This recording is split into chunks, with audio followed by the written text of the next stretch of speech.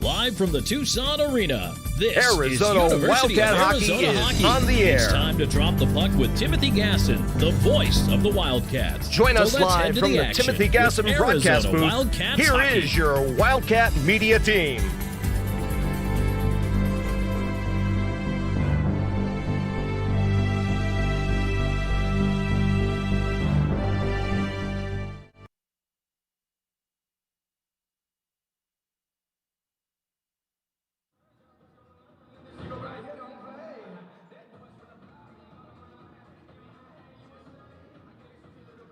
Hello, everyone, and welcome in once again to University of Arizona Wildcats Hockey. I'm Tom Callahan, and it's going to be a great show here today for you. But a Friday afternoon, a 1 o'clock start, a little unusual.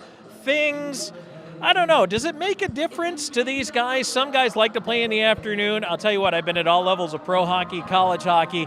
It just doesn't seem to make a difference to some guys, but other guys a little slow getting it going sometimes. Yeah, maybe you missed that pregame nap. Maybe that pregame meal doesn't get as much time to digest, and you just come out with a little bit slower legs. I know some guys are the same, but some guys kind of struggle with those early games. But we'll see how the Cats are able to respond today.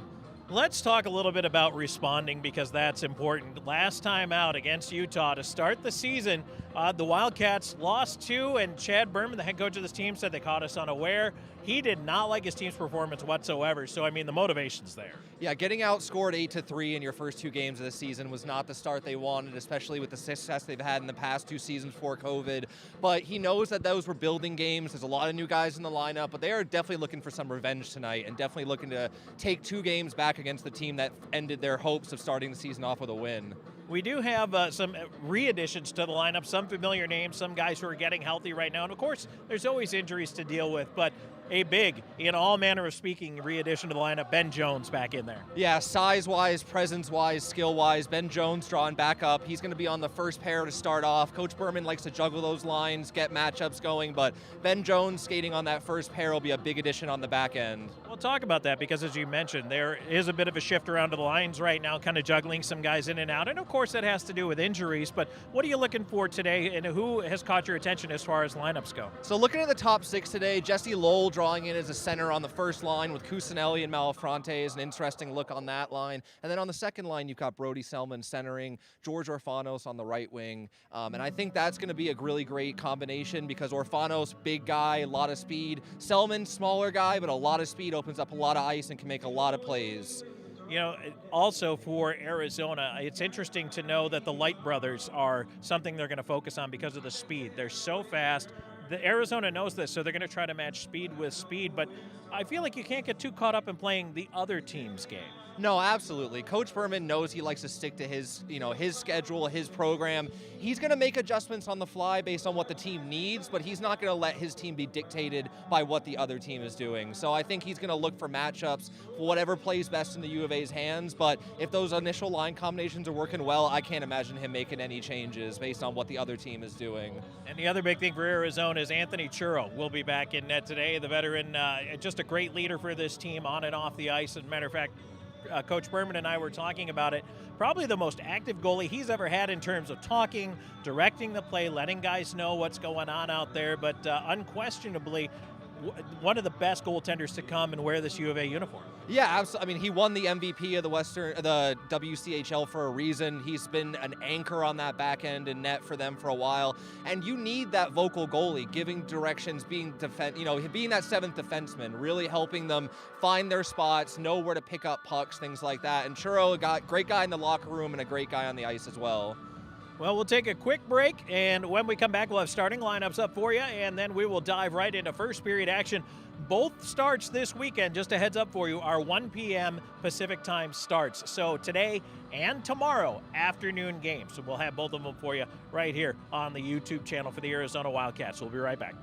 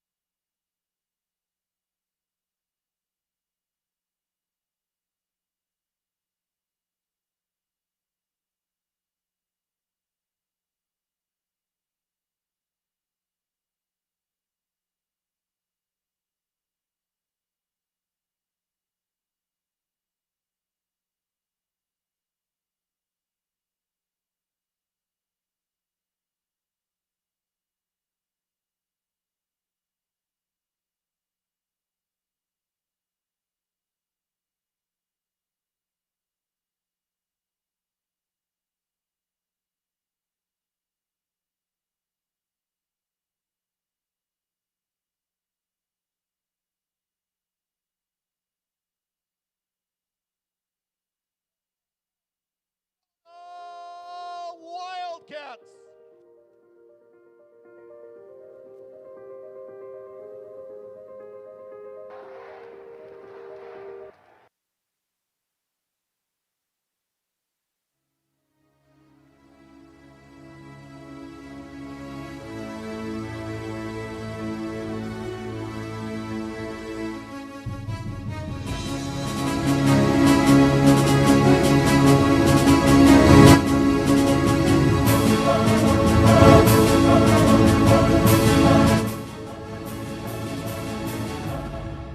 And here is the starting lineup for your hometown hockey team, the Arizona Wildcats.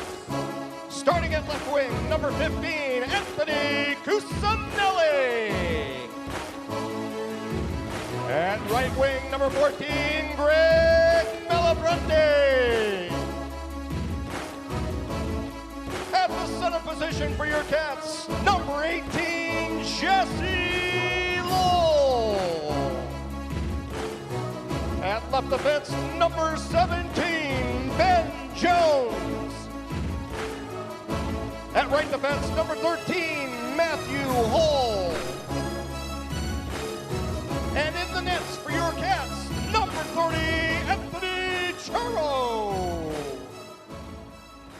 Your head coach of the Wildcats is Chad Berman.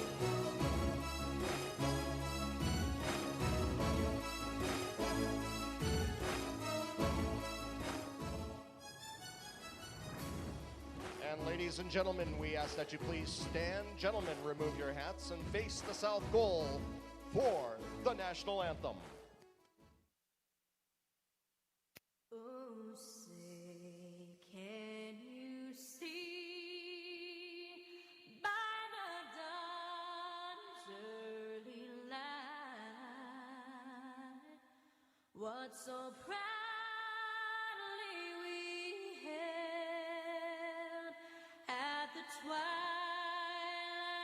last gleaming, whose broad stripes and bright stars through the perilous fight o'er the ramparts we watched were so gallantly streaming. And the rugged the bombs bursting in air gave proof through the night that our flag was still there. Oh, say does that star-spangled banner yet wave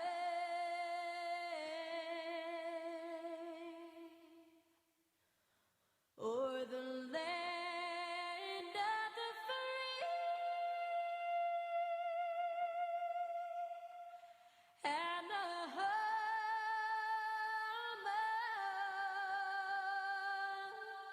of the brave.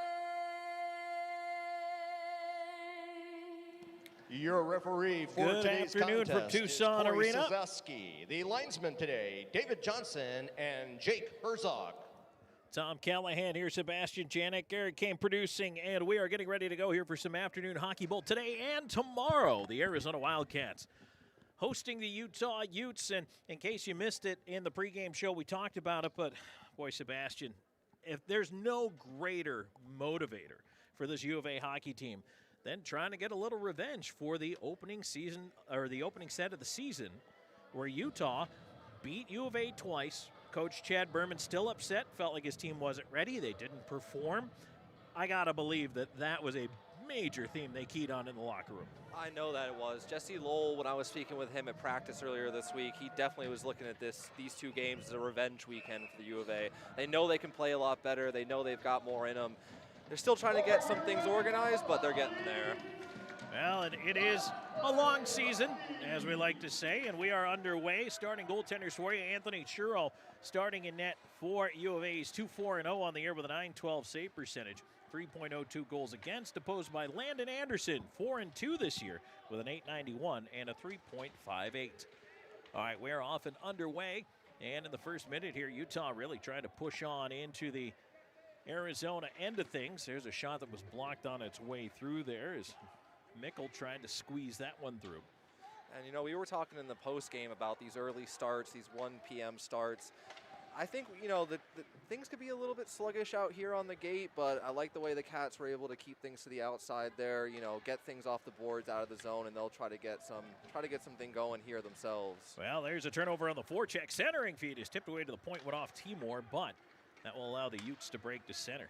They'll bring it ahead. And Timor, number 9, he's been probably the Cats' best player so far this season. He's been putting up a lot of points on that back end, and he's been playing physically defensive as well. We saw that in the last homestand where he absolutely railroaded a player along the boards, and that's something he can bring. Right now, Utah trying to break once again into the zone on the left wing side. There's a long shot tipped into the corner. Nice job to front that one there by Timor as he got up in front of it. Now Wyatt Light on the right side, try to put it towards the point, tipped onto the zone. And they're going to have to look out for Wyatt Light. He's been their top scorer so far this season. He's a dangerous offensive forward, and we'll see how the Cats are able to handle his speed. Well, right now they're still having a little bit of a problem on the forecheck here is Arizona, as Utah, when they get in there, they're really disrupting their ability to break out early here. And I know that that's something that the Wildcats are going to have to work on, and there's a turnover, and Utah right back in, but a chance that never developed there. Nice defensive play by Johansson getting back to squeeze that one off. Shot from the point, handled by Churro with the left pad as Dix got it through. That was not an easy save. He had a couple defenders in front of him. You got to look through your own guys as well as the offensive forwards, but U of A just having a little bit of trouble getting into their system, finding each other here early, but we'll see how this first period progresses and if they can sharpen things up a little bit. Utah definitely aggressive in the early going here as we have played 2:20 into this opening frame here. An afternoon start both today and tomorrow for the Wildcats. And they've just been taking away all the time and space for the Cats so far. They haven't been able to break through the neutral zone. Even in their own end, the Cats are the Utes are taking away their space very quickly, and it's hard to get things generated when you can't keep your puck on the stick. You can't keep your stick on the puck for a little bit. Icing waved off. It'll probably come back the other way here, and indeed it will. Well, the other thing too, and a good point, Sebastian, is that if you're Utah, your talk to yourself before this game is, look, we beat these guys twice. We know they're going to come out angry, and we know they're going to want to come out as fast as they can. Let's beat them at their own game. We need to establish our pace, our dominance, and our forecheck. Utah's done a nice job of that here. And if Utah's looking to put some doubt, sow some seeds of doubt in the U of A's head that they are going to be able to do something different than those first 2 games of the season, the Cats are going to have to fight through that mentally when you haven't generated a shot on net really yet or much offensive zone time. And these are 2 must-win games for the Cats here back home. There's another icing call. And, you know, talking about must-win at this point, it's early to throw that term around, but yet when you're 4-5 to start the year, and of course every coach thinks, hey, my team's better than this. I know we're better. We can be better. But you really get that feeling that Arizona needs time to come together. And, again, we talked about it last time these 2 teams were at home. They haven't played for so long. It probably is going to take Arizona a little bit longer. They did not play at all last season to really kind of find themselves.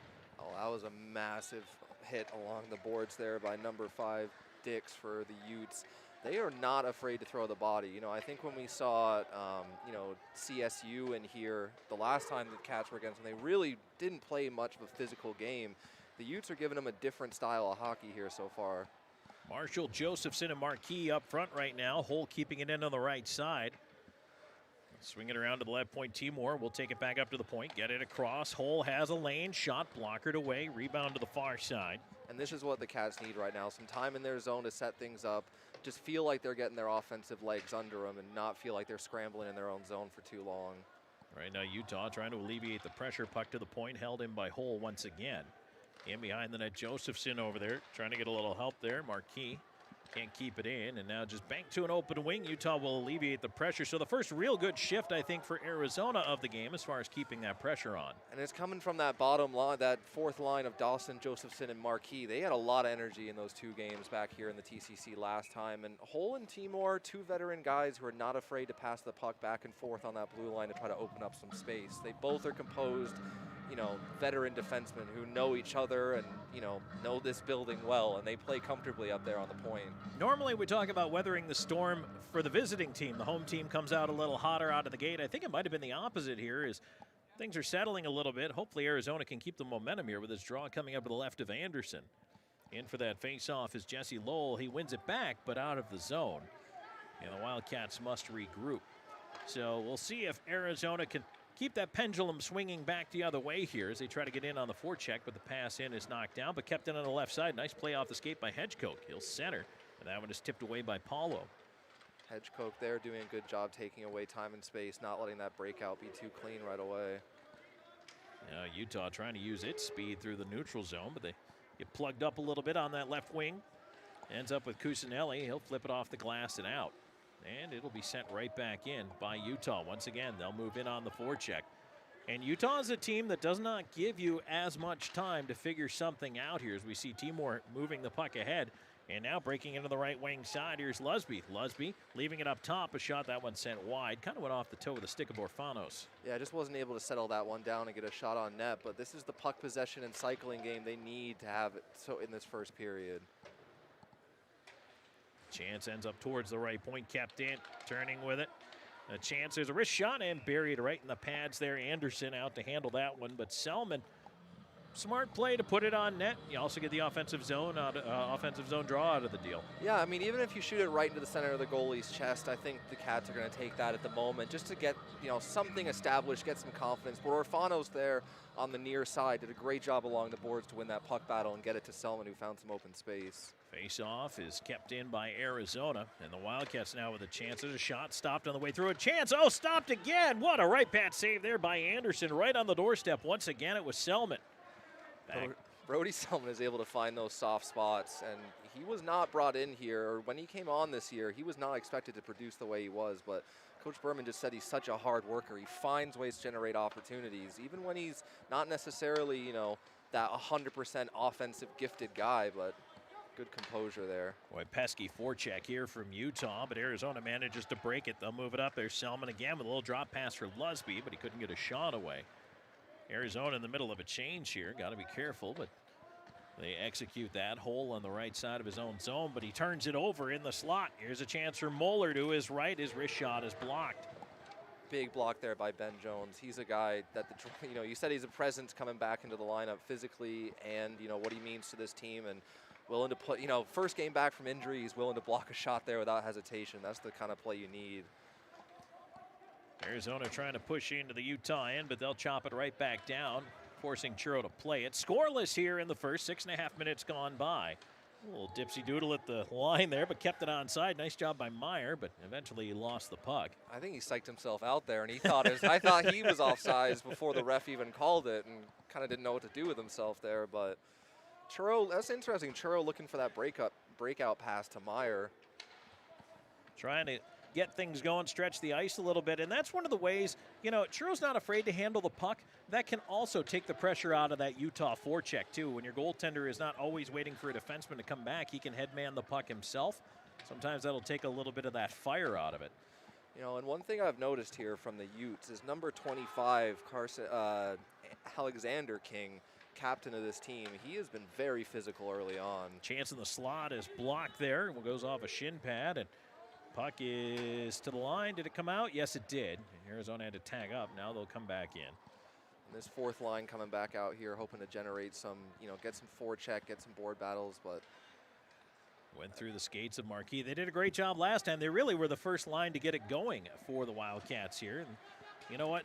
It's good to see Coach Berman does not have any second thoughts about putting them right back out there and letting them go to work.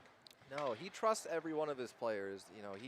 He builds that trust in practice. He builds that trust through recruiting, through discussions. He knows what to expect out of these players when he puts them on the ice. Coming up on 8 minutes gone in the first, scoreless in the first of two this weekend between Utah and Arizona. Up on the left wing side, moving in. And that chance is actually blocked away, and now Arizona right back the other way. Wildcats, there's a feed ahead. Cusinelli in. Couldn't get his shot away. His stick was tied up by Utes, but that's going to be a penalty. And so the first power play of the hockey game will belong to the Wildcats. And that's just pure effort there from Cusinelli. I mean, obviously he's got the hands and the IQ, but he sticks with that, creates a dangerous opportunity, and forces the Utes to take a penalty. You need your captain to do everything, especially in a first period in a game like this where you need to get things going. You got to look to somebody like Cusinelli, who's just such a great leader on this team, on and off the ice. So 8:15 time of the hooking call, and Arizona goes to the man advantage. They'll go to work quickly. There's a shot tipped to the glass. Timor couldn't find it. It ends up at the right point with Hull. Number 14, Michael Yurtas. Timor with a 2 minutes shot, from save game. made, Time of the rebound in penalty, 8 front, minutes, is held on to 15 by Anderson. seconds in the first period, and that means the Wildcats are going on a Hogan Transportation power play.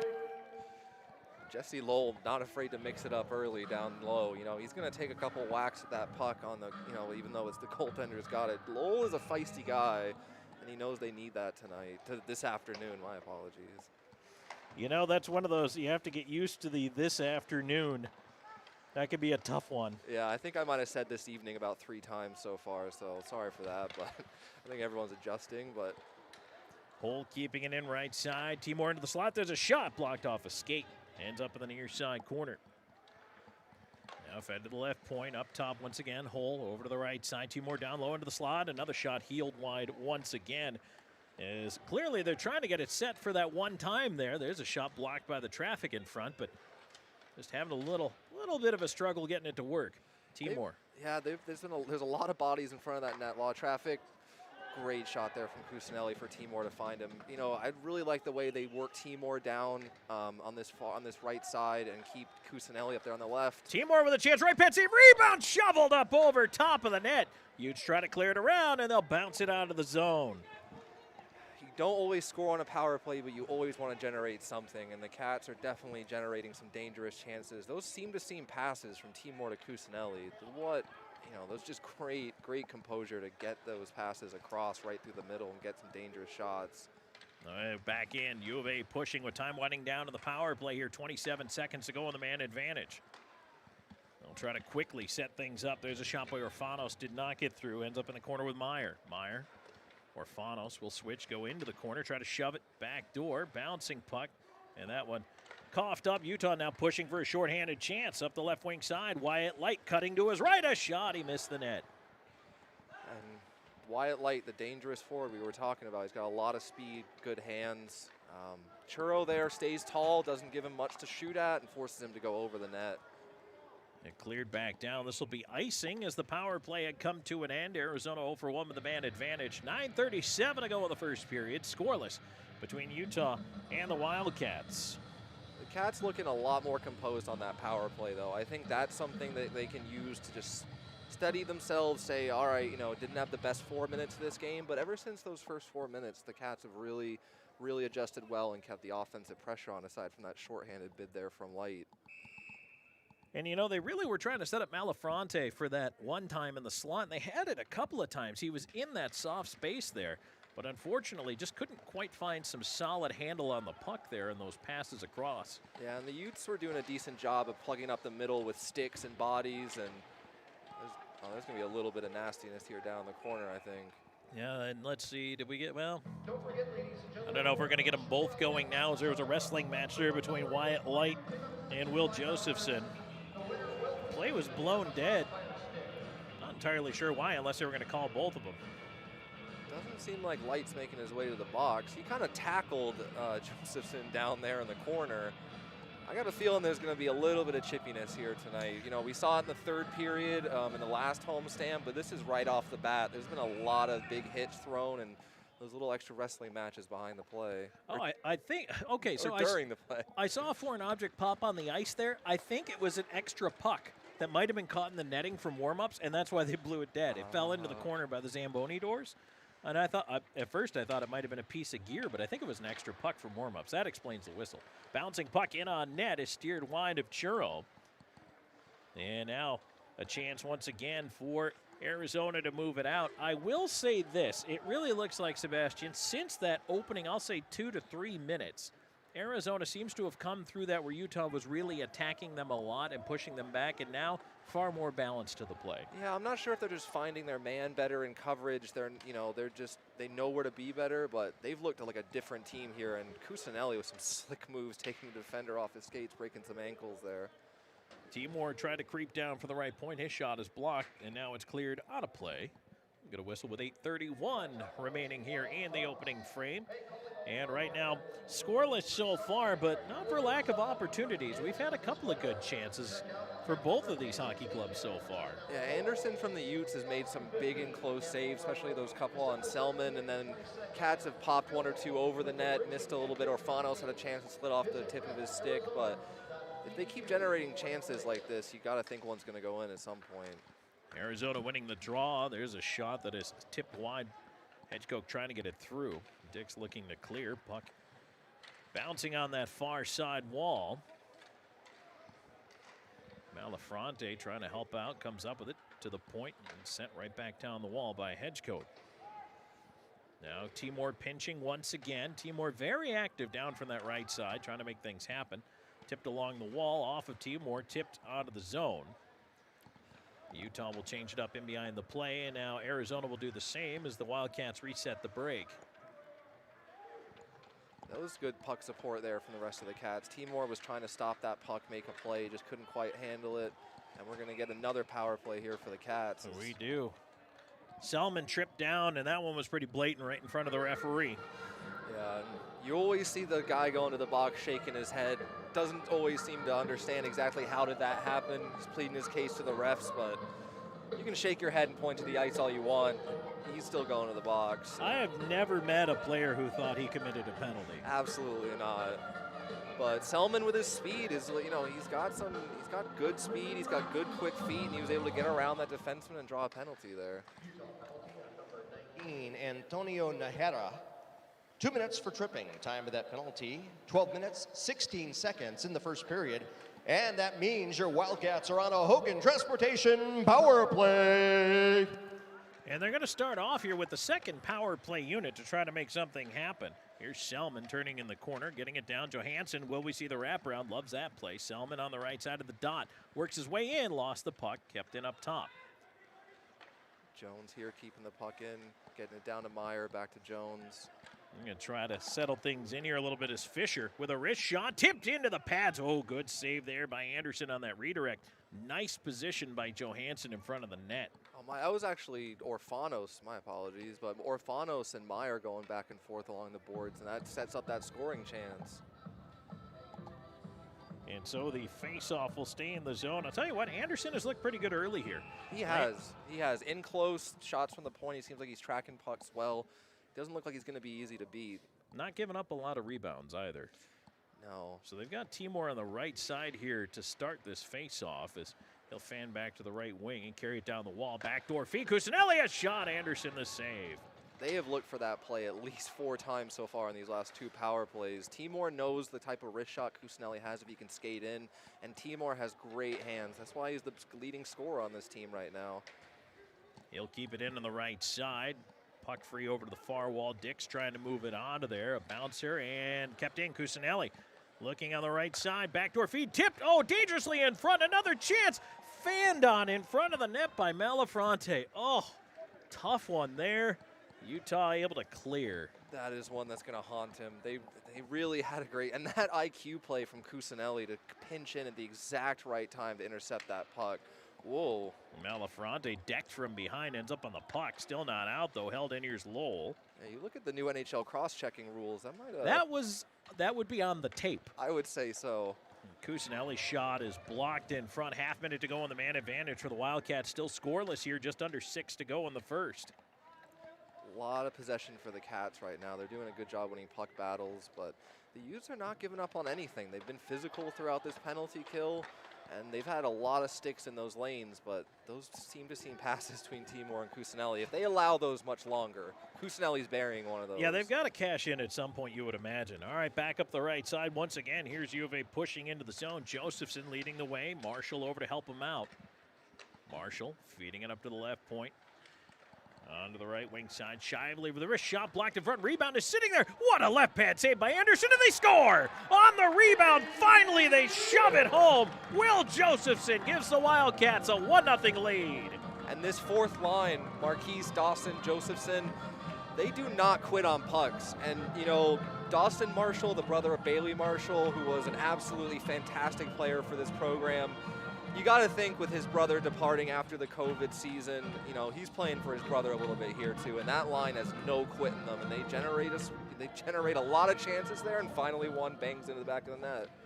Well, we were just talking about it. You can't keep giving them whacks at the puck as well as Anderson has played. His defense has not helped him out perhaps as much as he would like. Yeah, and we saw that against in this homestand against CSU. Their goalie was standing on their head for those games. And, you know, talking with Tanner Harris, you know, the student coordinator for the UA Wildcats, he was telling me that the Utes, we'll let the PA come in here. To number 11, Will Josephson. The assist goes to number 10, Dawson Marshall, and number 12, Matthew Marquis. That is Josephson from Marshall and Marquis all in on that one.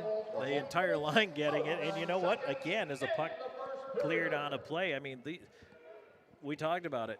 Chad Berman, no problem going to these guys, putting them out there, and they're making things happen. So why not keep rolling them out there? And you know what? The other lines, they'll find it. Especially now that you have a lead. You play a little different when you have a lead. You got that little bit of confidence going. You do. Those nerves of if you're going to get scored on first evaporate, and you know that skill top line of Lowell, Cusinelli, and Malafronte, they can see what that fourth line is doing, where they're just grinding away on the boards and throwing pucks on net and going to the tough areas. And that's what, you know, even sometimes your most skilled guys have got to be willing to sacrifice the body like that. So right now Arizona in its own end. Utah trying to respond, and we have a hand pass in the whistle here. Play with a high stick. Face-off should come outside. But, you know, if you're Utah, now you're looking for your response. You're looking up and down that bench if you're Coach Morgan Feeney and saying, hey, guys, you know, we were great for the first couple of minutes, but we need to find it again right now, and they really haven't brought it in the last couple of minutes. Yeah, some guys I've noticed for the Utes right away has been Dix and definitely number 25, like I mentioned before, and Light. You know, they're going to look to their captain, their veteran guys, same way the Cats, the same way any team does. You look to your captain, you look to the veteran guys, you look for a new guy who hasn't made an impression yet, somebody to do something, but except for those first couple minutes, it's been all Cats here in the first, and those two power plays will help a lot with establishing that offensive pressure. Well, the Light brothers are on this line centered by Alex King, and these guys are definitely that number one line. As we mentioned earlier, it's Wyatt Light who's the leading scorer, and this is a very fast line for Utah, but they need to get these guys going as quickly as possible. They do, and going back to my point, speaking with Tanner Harris, the Utes actually play on an Olympic-size rink, which is a little bit longer than the rink we have here, gives them a lot bit more space to, you know, skate, tire teams out with their speed, so you know, the Cats have a little bit, you know, you always get that home ice advantage, but literally this ice surface is different than what the Utes play on, so it's able to take away their speed a little bit more, I think, here. There's an extra 7.5 feet on each wing as compared to an NHL-size ice surface, 85 feet wide versus 100. Makes a huge difference, especially defensive angles, goaltenders, and if a winger drives the puck wide, well, a lot more room to kind of hover and create out there. And that's something that the Utes built their team around, you know, looking at their pre-scouting. They like to use their speed because of their rink. They know what an advantage that is.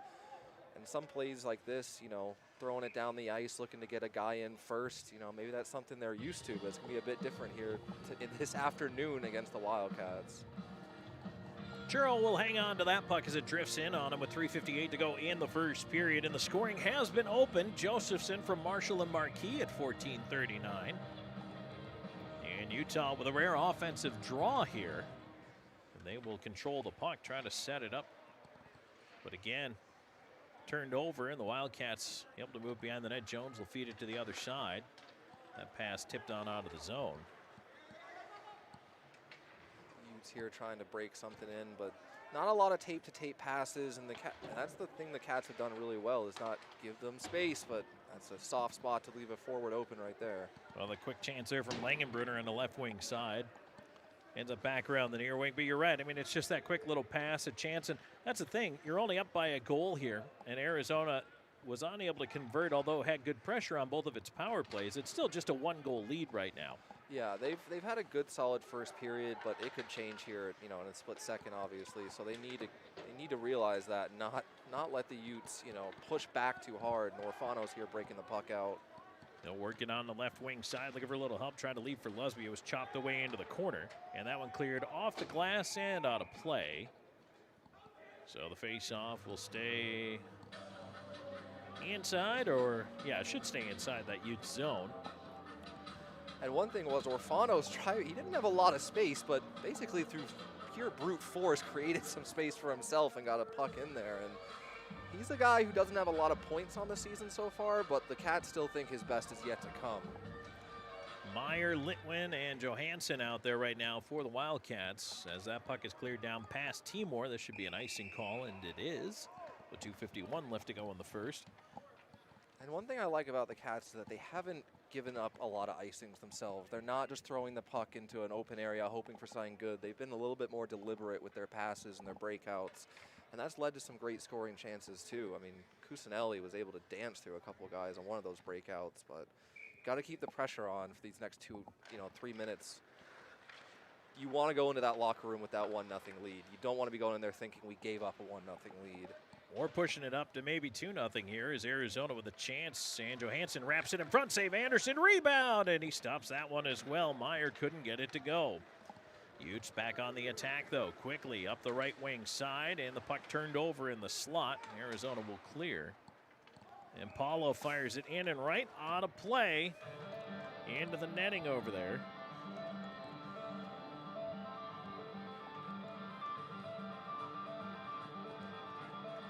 The face-off will stay outside the Arizona end of things here.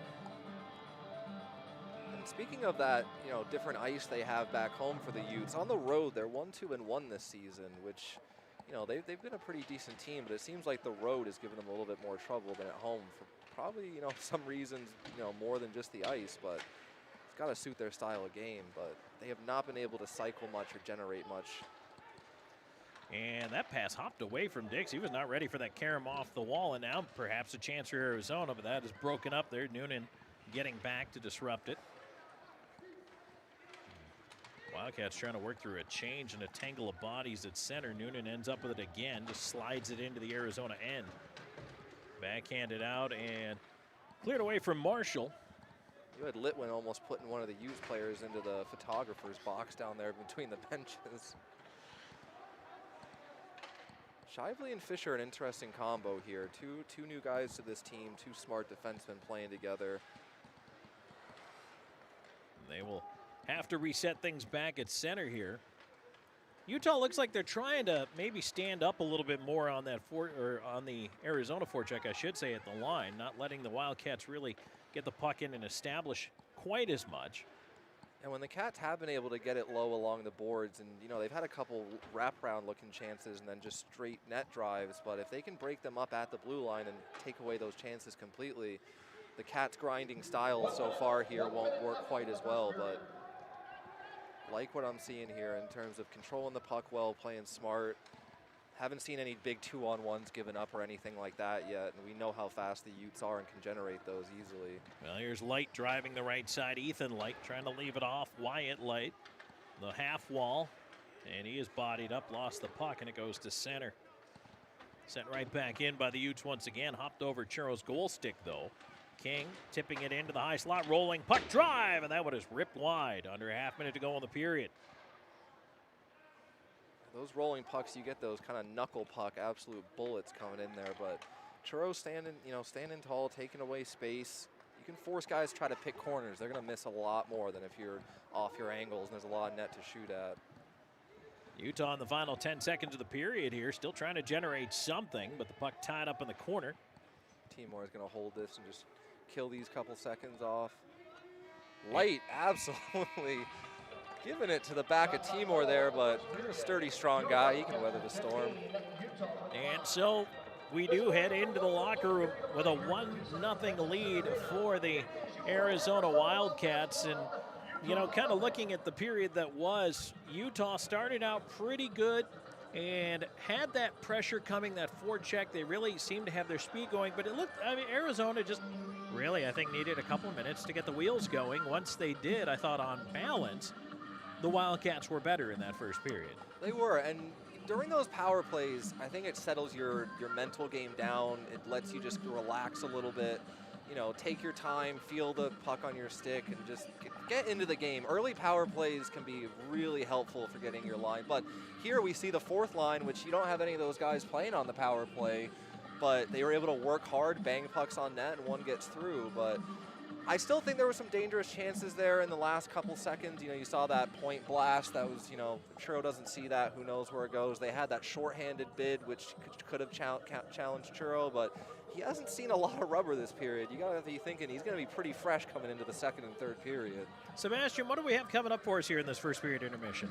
In the first period intermission, we're going to have an interview with Anthony Cusinelli, and we're going to hear from him about his experience so far this season and what the Wildcats were looking to accomplish in this homestand here. All right, it's 1-0. Arizona with the lead. The goal coming at 14:39. Josephson from Marshall and Marquis. We'll take a quick break, come right back with that interview, and step aside for just a moment. Sebastian Janik, Garrett Kane, I'm Tom Callahan. We'll be right back with more Arizona Wildcats hockey.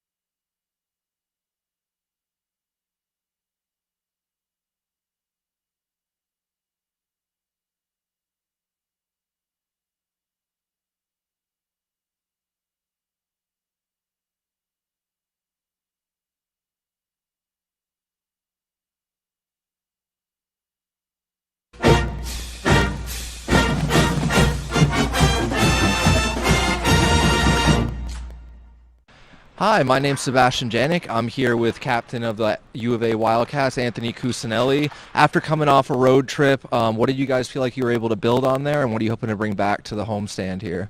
Yeah, I think we had a good start against ASU. Second game didn't go our way. Went over to GCU, didn't play our best either, but I think in Vegas we kind of turned the corner and we're starting to play the hockey that we want to. And after, you know, we've all know how long you guys have been off the ice. Do you feel like that rust is starting to get shaken off and you guys are coming together as a group? Yeah, I think slowly but surely. It's a weird year for everyone after not skating for a year and a half or so, but I think we're starting to finally get where we want to be. And as the captain of the team, you're a big part of integrating new guys. You've got a lot of new guys on the team this year. What's the locker room been like bringing those new guys in and having that new blood in there? Yeah, it's been a good mix of younger and older guys. I think we got 14 new guys this year, so it's just been a lot of making sure they feel comfortable, and I think our older guys have been doing a good job doing that so far.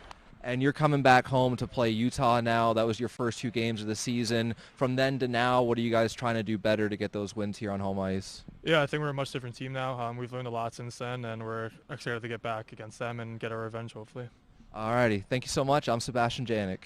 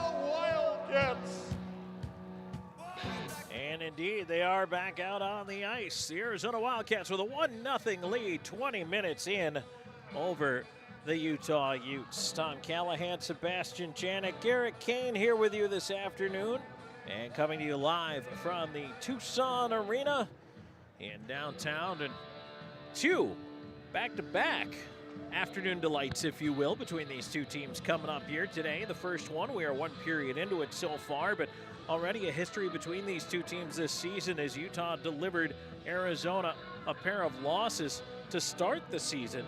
And it looked like Utah was going to jump out early and kind of give Arizona the what for, but I think as the period wore on, we talked about this a little bit at the end of the first, the Wildcats seemed to settle in, and Utah kind of lost that charge they had coming out of the gate. Yeah, I was a little bit, not concerned, but I was looking at those first couple of minutes, really thinking if the Utes were just going to snowball that into just constant pressure throughout that whole period. But Ready for the second period, let's play hockey. and we got the first line of the Cats coming out here to start the period. Definitely a tone-setting line that Coach Berman looks to for the rest of the guys to see what they need to do when they get out there on the ice. And they will indeed attack immediately. Here's Cusinelli walking in, fanned on his shot as the puck slithers wide of the net. And U of A going to work right away here, though, not letting Utah jump out. And I'll tell you what, right now, if I'm the Utes, I'm saying we need to do something. There's a stretch pass to Wyatt Light, but he was in offside. And saying, hey, guys, you know, we really need to capture that energy and that attack that we had early on. They kind of pinned the Wildcats back in that early going with the forecheck pressure and forced quick decisions out of Arizona, out of the defenders to make that outlet pass. I think Churro got involved a little bit more handling the puck to take some of the pressure off the D, but that's really what Utah's going to want to go back to doing is try to make Arizona hurry things, and they really haven't done that as much. And I think part of that is that the Cats just feel a little bit more composed after those couple of minutes. You know, they know the pressure is coming, but they know they still have to, you know, get a good stick on the puck, make a play, make a smart play. It doesn't put you in danger. And if anything, it's just, you know, that 1 p.m. start, maybe you come off not quite as sharp as usual, but Selman breaking in, trying to get that cross ice pass, just couldn't get it there. Now back the other way, Utah has numbers if they hurry, but now back to 3-on-3. Nice job by Selman on the back check to pick up that trailer. Utah trying to hold it in on the right wing side. Here's a chance. Moeller with a shot, and Churro called on, but absorbs that one in the pads and hangs on. And I think that was a little bit of a breakdown in coverage there because he had a lot of space in that spot right by the dot. And you've played good hockey up to this point. You've really limited their chances. The last thing you want to do is the next chance you give them, have it be a golden one.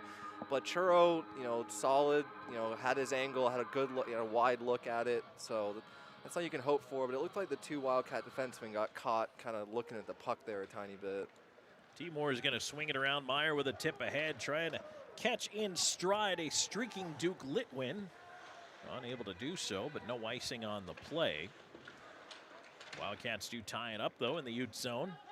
Litwin trying to go back into the corner after it.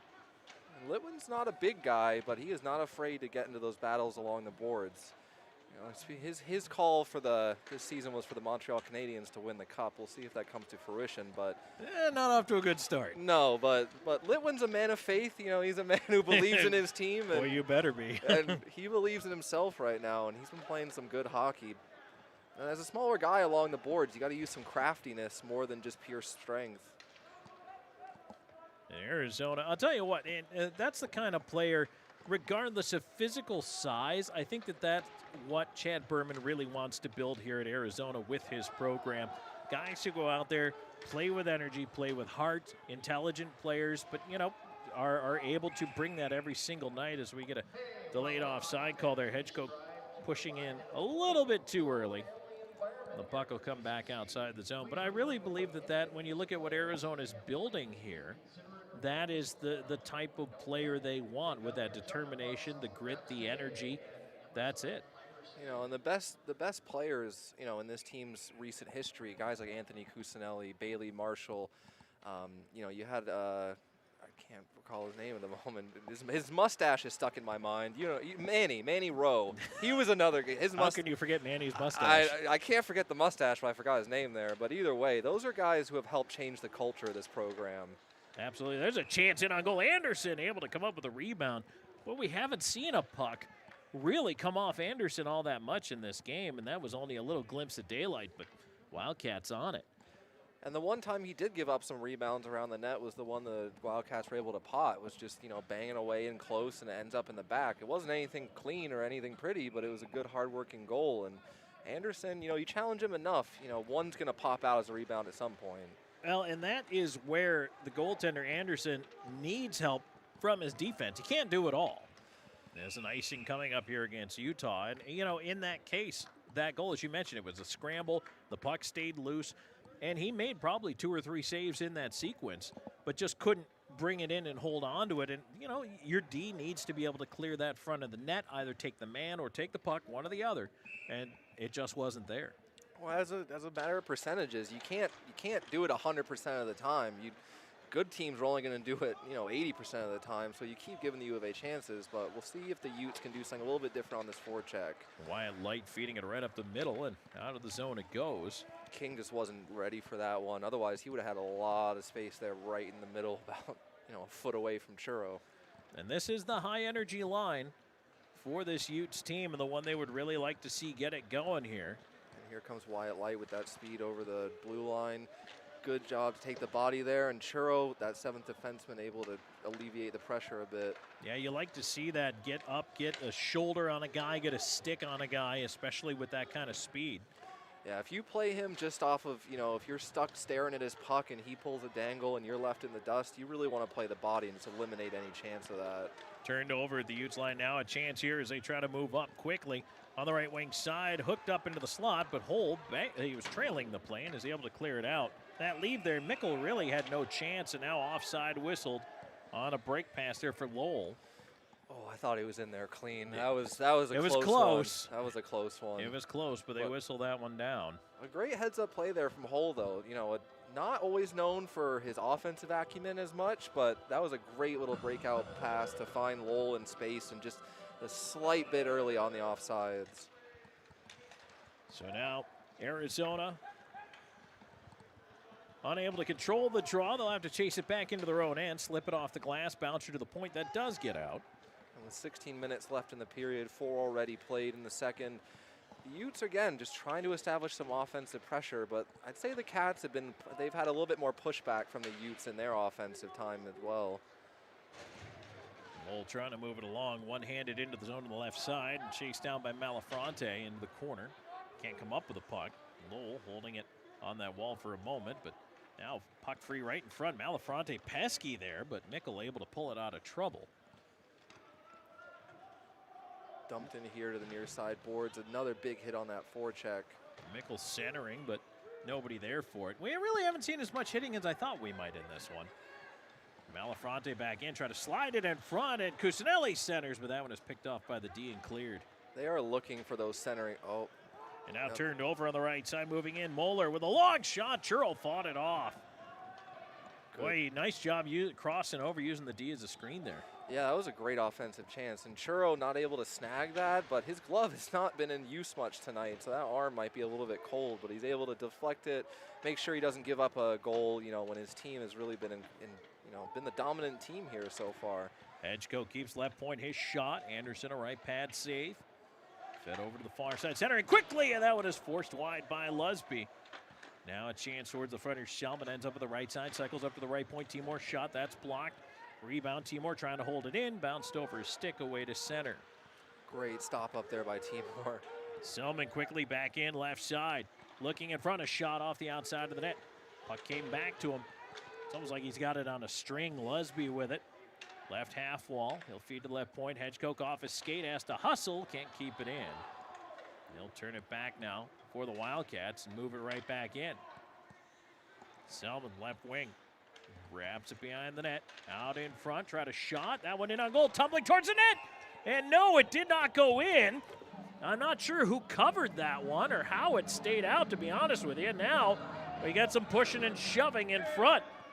Oh, that looked like it was going in. Well, Timor ended up in the back of the net, but somehow the puck didn't. The puck did not. No. I mean, that was a mad crash there to try to get something past Anderson. And as a goalie underneath that pile, that's got to be a little bit scary at times there. But that was another great example. You know, you see that wraparound play. They hold on to the puck a little bit, try to get someone into the soft spot in the slot, get a shot on. Couldn't really get good wood on it, but it leads to a bouncing puck around the front of the net.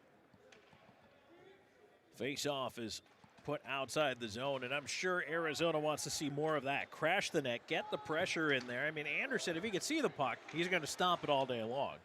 Got to take his eyes away. It's interesting. We haven't seen as many shots from the point as we saw in the last homestand. They've really liked that behind the net, cycle around, look for an open man. Maybe look for fake out Anderson on actually going for a wraparound goal here at some point. Long shot in, handled by Churro. Rebound is cleared to the point and did not get out. Kept in there by Paulo. Ends up on the near side. Litwin waiting for it. And he just gets it over the line. Sent right back in by King. Boy, we're seeing a lot of this line here early in this second period out of Utah as they really try to get these high flyers going. But Arizona once again breaks the other way. Left side, there's a chance in front. Went right through the skate serve. Litwin to the far side. His centering feed, and Meyer couldn't come down with it. Meyer just unable to handle that puck, but you've really, I'm not sure if they're double shifting these guys, but they are really looking to up their ice time, hoping that they can spark something here for the Utes when they really haven't looked too dangerous for any extended period. Here's Hole carrying the mail all the way into the zone. Centering feed, a shot, save, rebound. That one is blocked in front off a shin pad. Hole still down low, tried the backhand, couldn't get it through. Now pushed right back up the right side. Here's Utes coming in with a long wrister, handled by Churro. And he is shouldered into the glass. Good hit by Ben Jones there. Fritz trying to move it around. Puck didn't go anywhere. Now they'll try the left side. Marshall bounced it out the center. Now following it up is Josephson, and that play is offside. It looked a little bit like the Utes player was going to make sure he couldn't get back onside. Absolutely. But if you can force an offside and get a puck, get a face off, get possession. But this line has really been impressive to me. And speaking with Tanner again, Josephson is a guy who probably on most teams is not playing on a fourth line, and they've got a little bit of 2/3 lines going here. We've got Cole Music going up and back to the locker room. He's motoring pretty good, though, so I don't believe this is a medical issue. Might be an equipment issue. As he heads back in for the Utes there. We'll keep an eye on number 4 to see if he returns in the near future. So down to 5 defensemen now for the Utes. This is where you want to focus on a pair that you can tire out. Make guys, it's still over halfway to go in this second period. Oh, wow. Timor absolutely going at it with Michael Yurtis. And it's still a tight game. It's still a 1-0 game, 8 minutes into the second period, but you can see it is picking up a little bit out there physically now, too. Driving it in on the right side. Here's Fritz. Try to wrap it in front. Puck is kept behind the net. Ends up at the left point. Hedgecock will slide it right back down the wall. Here's a chance. Josephson sending it down low, blocked by the defender in front. And now coming away with it is Noonan.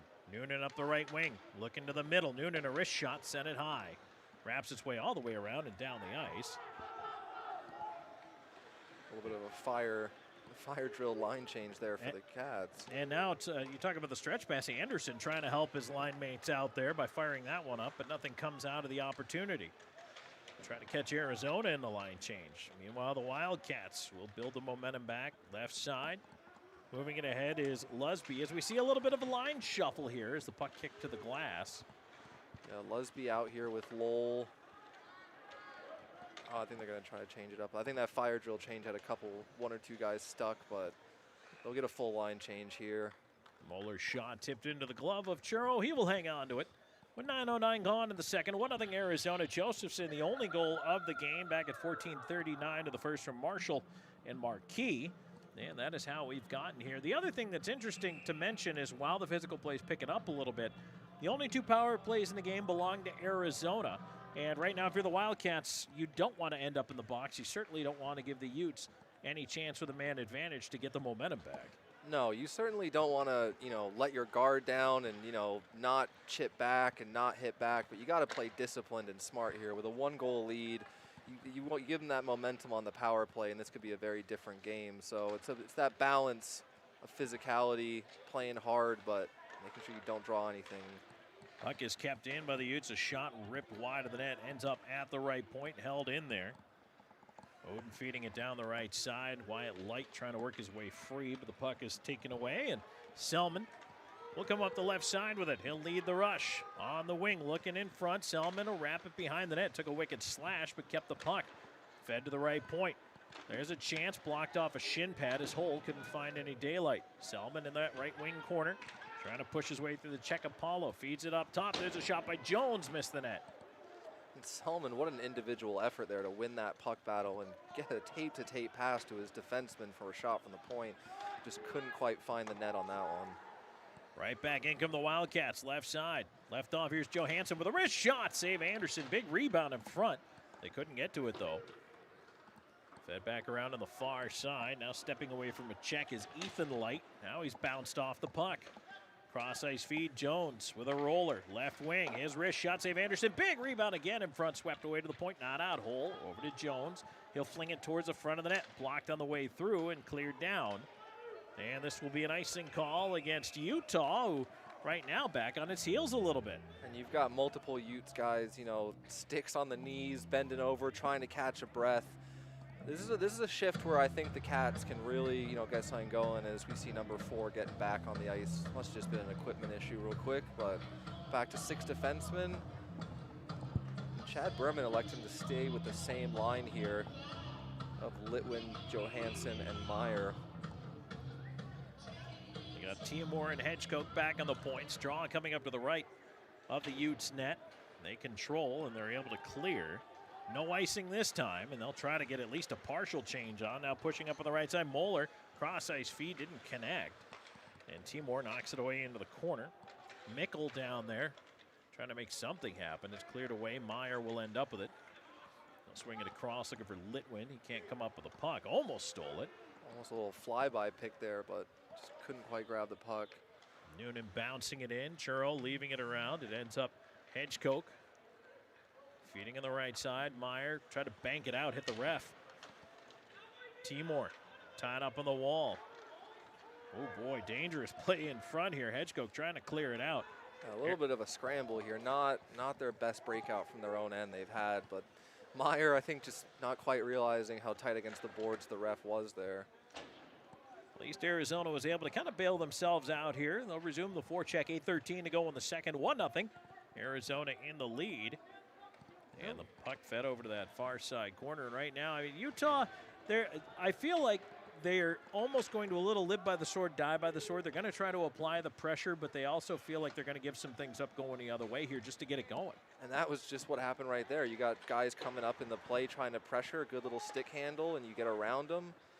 That was a great little play by Shively to open up some space. But this has been a fast period. Not many whistles, not many stoppages. It's been pretty wide open play here for these last 12 and a half minutes. Here's Moeller in on the right wing. Sending it behind the net. Fisher chasing it back there. Centering, feed in front, shot, save. Churro, rebound. And it ends up behind the net. Great chance in tight for Brickley. Fed to the left point, not out. And that play developed real quick, but Churro, quick on his angles, always has his head up. That's a big stop for the Cats right there to keep this game at 1-0. Sometimes it's just, positioning. Right place, right time. You're able to make that stop. Utah trying to continue the pressure here, but Arizona able to clear. Marshall overskates. Now it'll be dumped in. The Wildcats head for the change here. They try to put the big line out there, and they've got to be careful because of the change going on. Jones had to come across the ice and play it. Good thing he was paying attention. Yeah, I got to be thinking Chad Berman's looking at that with a couple critiques going forward. Not the cleanest line change there, the miscommunication, but the Cats get away with it and they're back out. Here they come up the right side, hole into the rush, a shot, save, rebound, Cusinelli couldn't get the bouncing puck, and Anderson will hang on. 6:35 to go in the second, 1-0. Wildcats in the lead, and we're starting to see a little bit more of this as we have Lowell right there doing a little pushing and shoving, a little more John going on as you can feel it ratcheting up just a little bit every shift. Well, both of these teams know what this game means for their season. It's still early, but you need all those points you can get in the beginning of the season because you never know what injuries are going to pop up. So this is a very big game for both these teams, and they're playing like it so far. A lot more physical chippiness than we've seen in earlier periods. Here's Wyatt Light up on the right side. He'll try to center off the side of the net. Cuccinelli with it. He'll flip it up in the air, bouncer out to center. The Utes will toss it back in. They're offside, though. Haven't cleared the zone properly. Light does not know that. Yeah, they don't seem to be listening to the refs too much here, but No, Arizona will move it out. Lowell try to leave in space. Cuccinelli back there. Oh, what a save, Anderson with the left pad. Took it away from Lowell. Now bouncer in front of backhand try. Just missed the far post.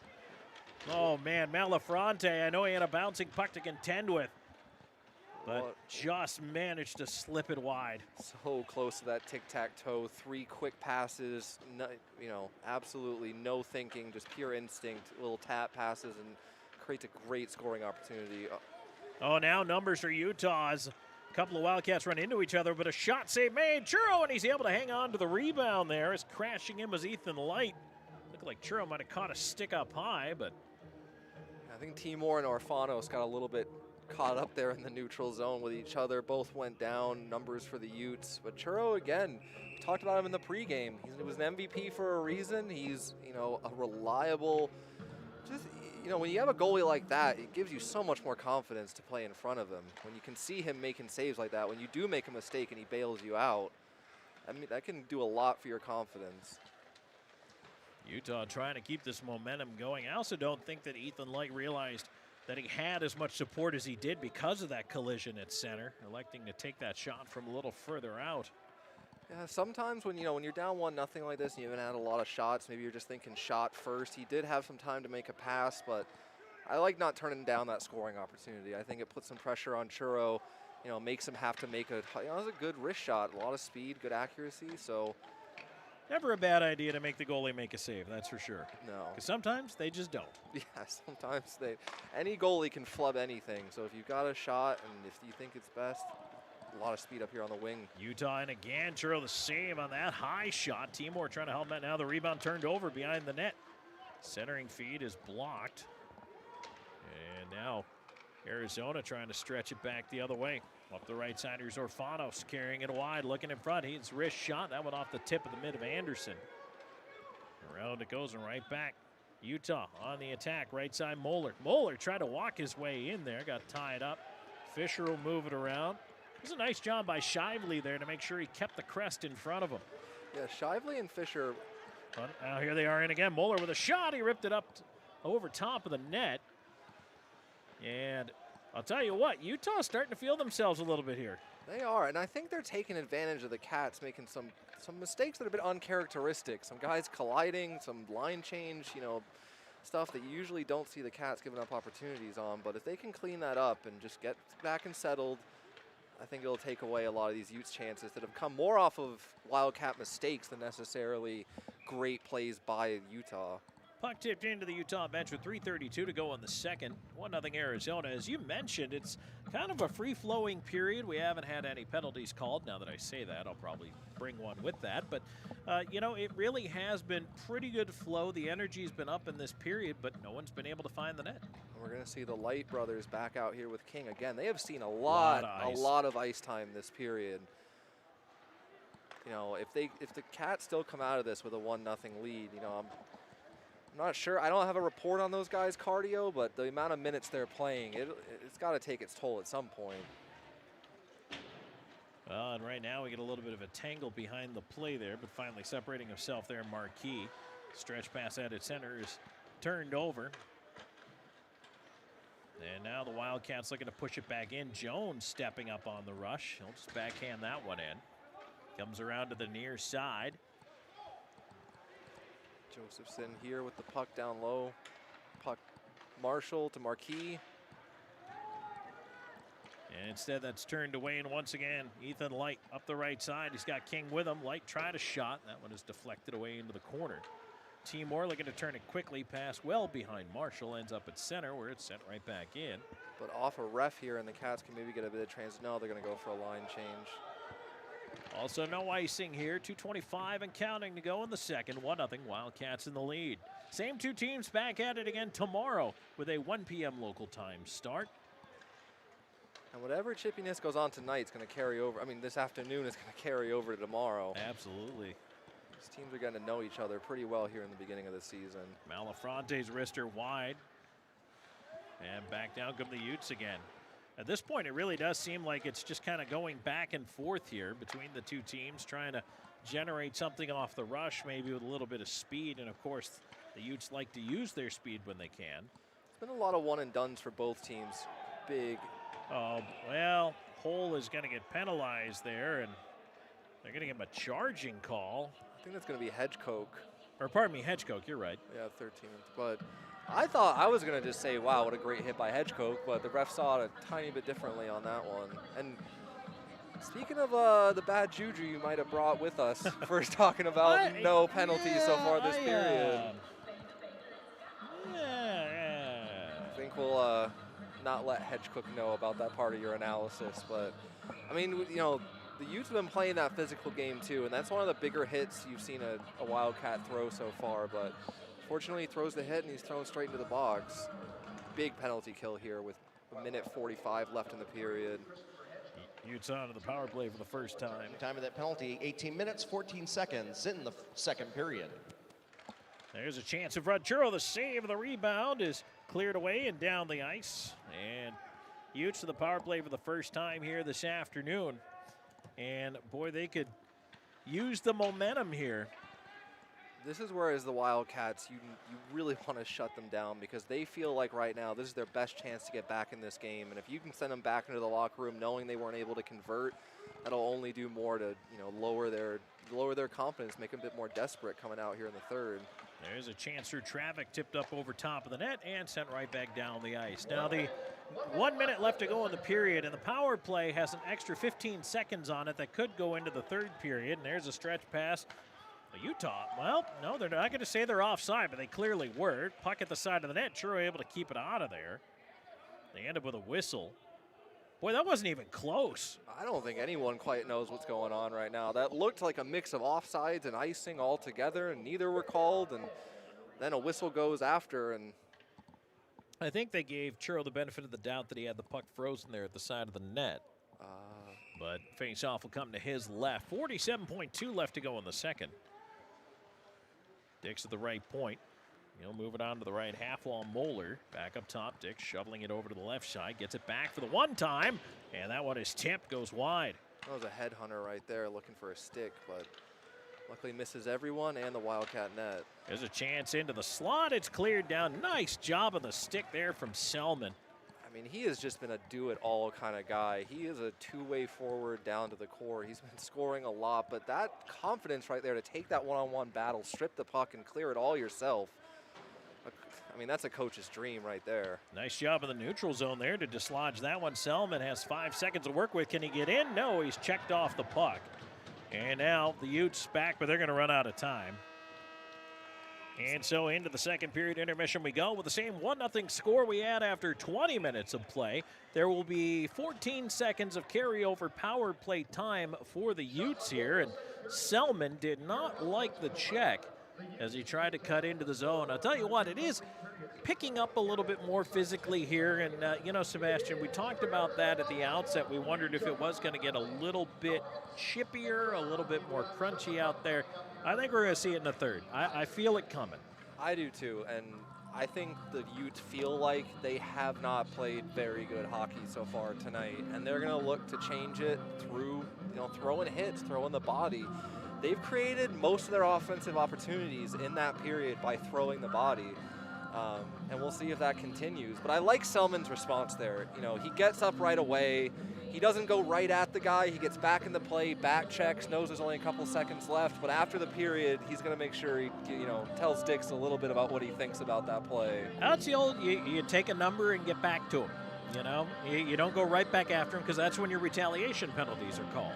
And the referee knows it. He's looking for it. But if you skate away, you take a number, you just, okay, rain check. Absolutely. And, killing that penalty there, I think that shows the 200-foot game. I just said he was a 200-foot forward, but that was a really impressive shift to me by Selman. And that was a good, it wasn't a dirty hit. It wasn't anything late. It was just a good, clean hit. But I like to see Selman just pop up right away and just like you said, back to work. You're coming out in this next period. I'm guessing we might see Selman on that penalty kill right away in the third. and he can try to get some revenge on Dix with maybe a shorthanded bid. We'll see what he can generate. 40 minutes in, Arizona 1, Utah nothing. We're into our second intermission report on the other side of the break. This is Wildcats hockey.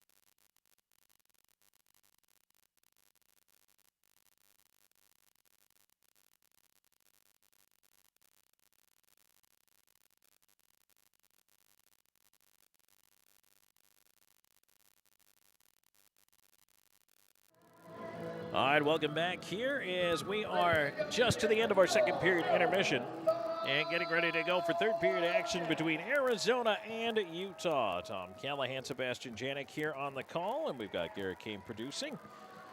And Sebastian, it got a little chippier there. Utah got its first power play, which will carry over here, 14 seconds of which into the third period, but no goal scoring in that period. It's still 1-0 Arizona. What are your expectations for the third?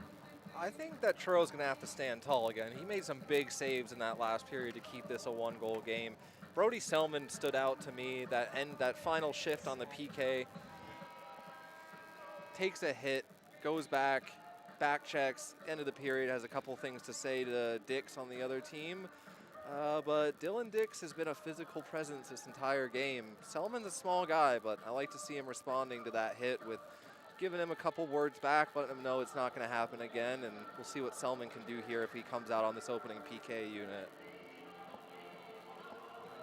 And we are getting ready here for the third period puck drop in just a moment, and we're going to go ahead and, Arizona's got to kind of get through here, Sebastian, this early penalty kill. It's not a lot of time, but it is enough time for Utah to set up a little bit here in early going. I mean, they have a clean sheet of ice and a little bit of time to try to push ahead. If they win this face-off clean and can get into the zone quick, there's definitely a chance they can set up and do something dangerous. Face-off went a little bit too clean. Utes chasing the puck back in their own zone, looking for the breakout. Big hit there along the boards by Ben Jones. We have to wonder if maybe the physical play is on the menu here for period number 3, and we saw it build a little bit in the second. And now in the third, Arizona has indeed killed off that power play to start things off here, and we are back to 5-on-5 hockey. And that's the start Coach Berman was looking for. A quick turnover, able to generate, kill the PK, do not let them set up in the offensive zone, and get right back to work. Good break up there at the blue line. Marquis breaking in on his own, solo effort. Takes a shot on net, hops over a stick and over. Funky bounce off the boards. The Utes clear it up to center. Timor gloves it down. Timor with it. Over to Jesse Lowell on the right wing. Oh, he was looking for Dawson Marshall right in the middle there. A chance of kicked out off the skate of the defender as Anderson pushing and shoving in his own crease. A lot of traffic, and now Anderson basically mugged Lowell, and I think he's going to end up with the penalty. And now another, potential penalty. I think they're only going to call one here. It's going to be a roughing call, and I think it's going to go against Anderson. But I'll tell you what, there was quite the comeuppance in that goal crease. Well, we saw another Wildcat heading into the net. In the last period, it was Timor. This period, it was Marshall crashing the net. Anderson not too happy with how the Cats have been right in his face, and grabs probably the first player that was given a little bit of lip to him, and Jesse Lowell isn't afraid to do that. The Utes bench here trying to get an explanation from the refs, maybe why this wasn't a 1-for-1, but the Cats are going to be going back on the power play with 18:44 left in the third period. That first period, the Wildcats were able to generate a lot of offensive zone time, get some shots and confidence on those earlier power plays. Didn't score, but was certainly able to get some confidence. And we're going to see Jesse Lowell out here to take the face-off as number 14 for the Utes heads off to take the penalty for Anderson. One back to the point. Hole over to Cusinelli. Hole with Cusinelli right off the top post. This one will come back. Hole recover. Time of that penalty, 1 minute, 16 seconds in the third period. And here's your Wildcats on Hogan Transportation power play.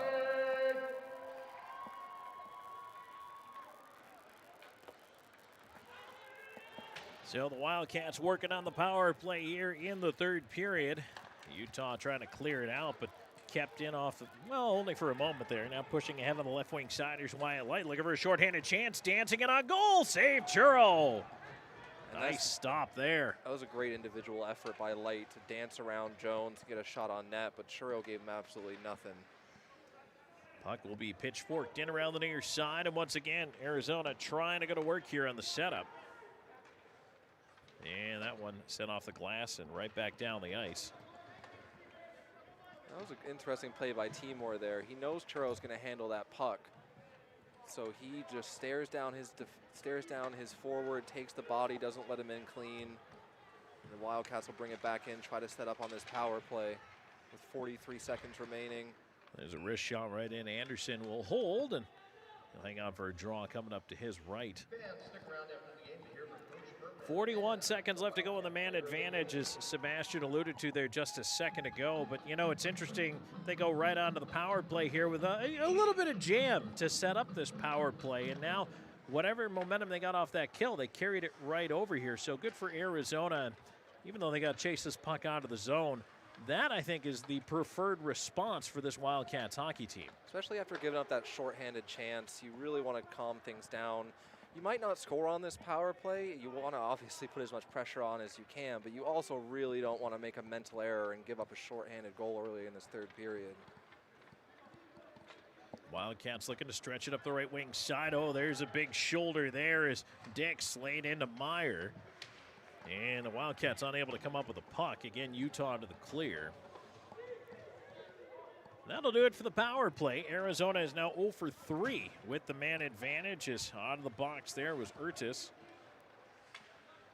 And the Wildcats not converting on the power play today. That's, I don't want to say it's a source of frustration, but it's certainly something you take a note of and would like to maybe be able to cash in on if you're Arizona, because, you know, at this point, that could be a big difference in the hockey game. You score on one of those, it's 2-0.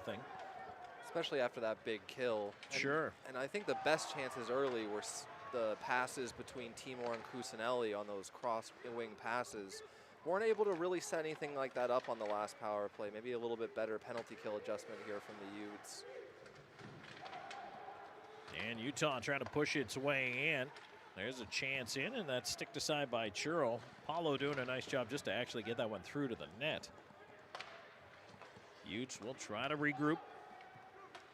Paulo tried to dump it in. That was knocked out of the air with a stick. No high stick. Timor able to play it without the whistle. And quickly, Arizona to the regroup. They'll send it in left side. Josephson ends up behind the net. Anderson playing it around, but it's cut off by Marshall. And Coach Berman has looked to this line to generate some energy when the Cats really haven't been able to get much going. This kind of quasi second, third line. A little bit of a toe pick there, but doesn't give the puck away. Cats able to enter the offensive zone. Marshall. His wrist shot save. Anderson rebound in front. Another chance. Anderson able to get the mid on it, and he'll get the whistle. Oh boy, great chances on the scramble in front, but once again, Landon Anderson, big in net for the Utes. Yeah, he made another 3-save sequence there. Stops the first one, stops the second rebound, gets it covered on the third.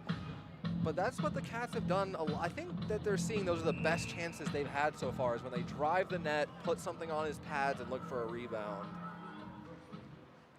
Wildcats win the faceoff. Cusinelli's shot ricochets away off a skate. Arizona's done a nice job in the faceoff circle today as well, winning a lot of draws, especially in the offensive zone. I think the linesman was the best defender for the Utes there. Broke up that pass between Malafronte and Cusinelli. Long shot coming in, hit Anderson up high. Big rebound swept away to the point. Not out. Jones holding in. His wrister steered to the glass. Kept in. Cusinelli wrapping it around down for the right point. Jones in the backhand. In behind the net. Malafronte trying to kick it out in front. He ends up with it on the backhand to Jones. Jones drag. Quick shot, and that one knocked away. Rebound is cleared down the ice. And once again, the Wildcats pressing here. They'll pick up an icing call, and well, they look pretty good getting that pressure applied once again here. A little bit early in the third period, you like to see that. Pendulum swinging firmly Arizona's way. I thought that was one of the best shifts from that line we've seen in this game. You know, Lowell, Cusinelli, and Malafronte working hard below the dots, generating some opportunities. They have been a little bit quiet tonight. Cusinelli's only got 2 goals on the season. I think that's going to ramp up, but that was a good shift there. We'll see how the Selman line can follow it up. Face off to the right of the Utah net. Now a chance up the right wing side. Here's Light, Wyatt Light, trying to get it in front. He's ridden off into the corner. Nice job by Fisher. And Shively with a full 100% effort back check to make sure that there was no room for that pass into the middle. And now puck is turned over on the right side, and now tripped down. No call coming there, but Orfanos knocked down. However, U of A trying to maintain possession. Instead, they turn it over up top. King pushing it ahead. Here's Light on the right side. Ethan Light trying to work his way in. Nice job on the far side by Shively to take him out. Puck ends up in the slot, turned over there. Meyer chipping it onto the left wing, and hustling ahead is Lesby.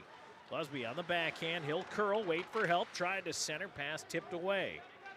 It's opening up a little bit here in this third period. Yeah, the Utes have had more room than they've had in a little bit, and they generated some pretty scary-looking opportunities there, but some good back checks, some smart plays have kind of stopped anything too dangerous from materializing off those chances, and that one will head towards the Zamboni doors. Dix tried to keep it in, but it was ramped out off a stick. Face-off will stay inside. And it is a little more end-to-end than we're used to seeing. Both of these teams can feature some speed and can generate some chances off the rush, but I don't think you really want to play an entire period of fire wagon hockey if you're the Wildcats. No, with a 1-goal lead, you obviously want to be pressing for that second one as a bit of an insurance marker, but you've also got to make sure that you're not giving away chances while trying to push for that second one. I think the Cats have been caught here 1 or 2 times by some good plays by the Utes, but they've been able to get some time and space, but no shots on Churro after those attempts.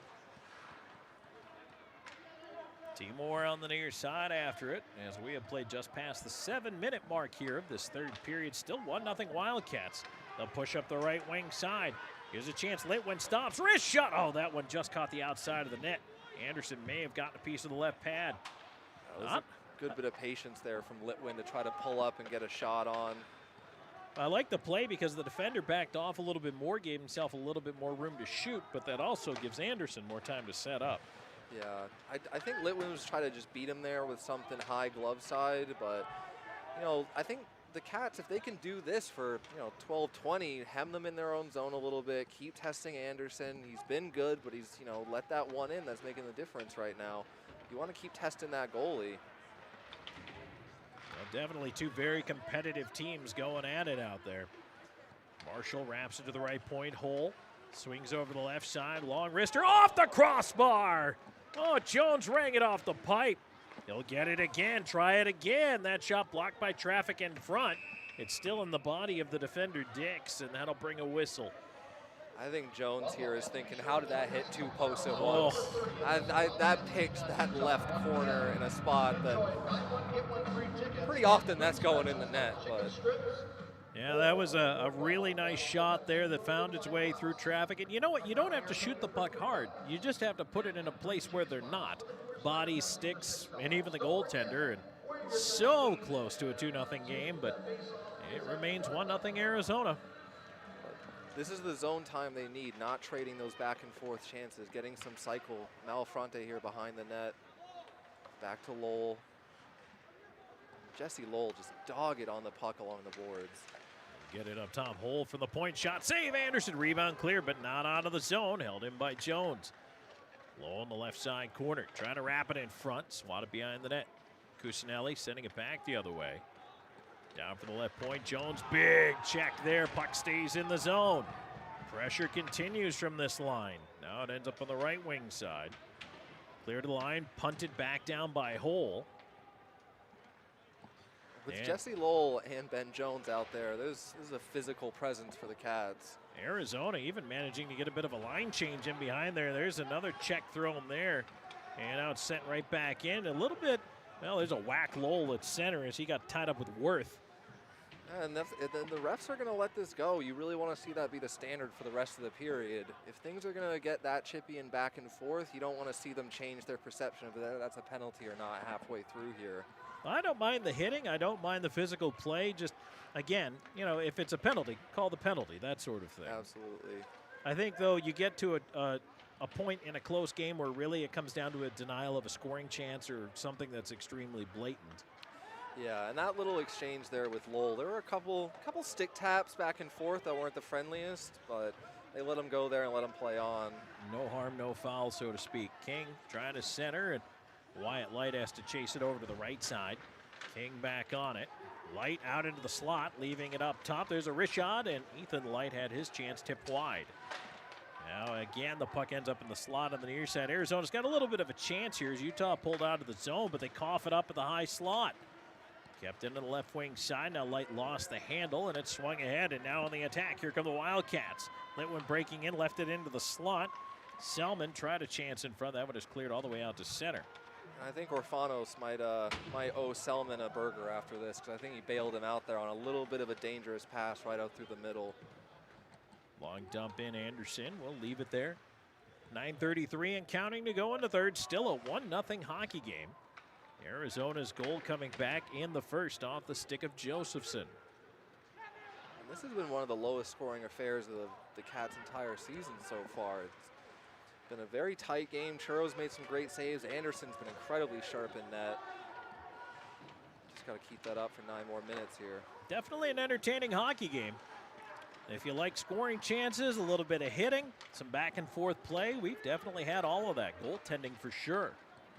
Haven't heard the infamous U of A goalie chants too much with it low scoring, but it's been a very entertaining game. Meyer slid it right through the crease. Johansson feeding it left point. Wrist shot coming in. That one is kicked out. Nice block there in front, and away come the Utes once again. Driving to the right side is Moeller, carrying wide. Off-angle chance, sticked away by Churro. Puck not out, though. Kept in on the left side. Langenbrunner lost it in the corner.